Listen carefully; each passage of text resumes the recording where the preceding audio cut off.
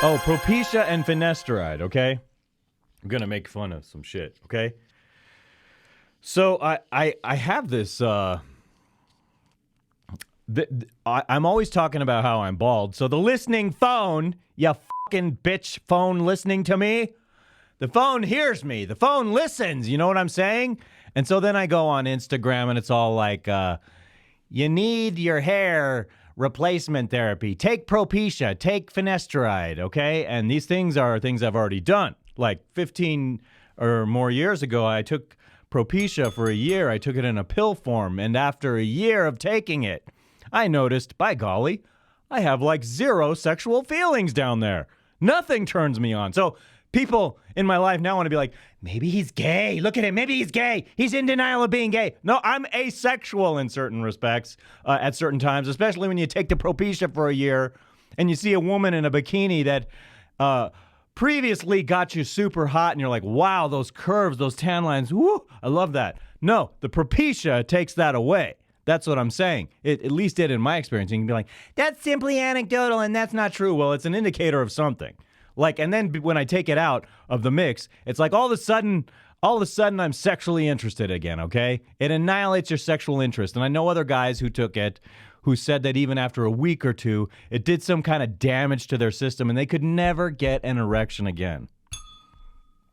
So then imagine what that's like. But anyway, so I see these ads and I said, and so it's like Propetia, spray on Propetia, they're advertising on Instagram.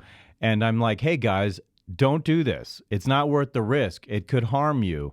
It could really upset your system and you may not be able to go back to normal. And then there are guys who come out and they're like, you don't know what you're talking about. There are no side effects. But Propetia is sold under another name. The exact same thing is called finasteride. And finasteride is sold to shrink the size of the prostate, okay? It's totally unrelated to the hair thing, but it's the same thing.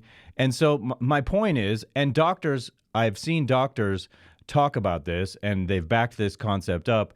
If you otherwise have a healthy prostate, you should not be taking finasteride for hair growth when you have an otherwise healthy prostate. It could cause harm to you in other ways. So these are side effects, and I post that online, and I get so many guys, several of whom agree. I'm appreciative that a lot of guys, somehow they know to agree with what I'm saying.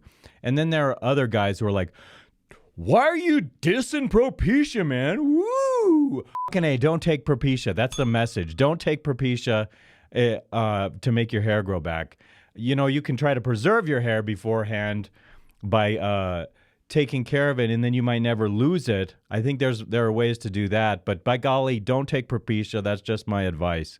It also caused a lot of anxiety in me, and I just after a year, my hair was really getting thicker, and it was supposed to work for up to 5 years, but after a year, my wiener wasn't interested in anything. There was no gayness. There was no sex drive. Are you understanding what I'm saying? Okay, I need to move on from this. Don't take Propetia. And this is just my opinion. I don't want to hear like fact checkers blah. It was my personal experience. You can say it's anecdotal, but sometimes the anecdotal is what leads to a good idea for an experiment. Someone verify what I'm saying. And I know that Big Pharma, you know, they're like, shut up, liar, misinformation, report him, algorithm, bad, dissing Big Pharma, whatever. Big Pharma, whatever. Like I'm supposed to trust you. Give me a break. Like one of the least trustworthy things in the world is pharma, the way that it's being weaponized to control people. Give me a break. Okay, I digress. I'm going down that path.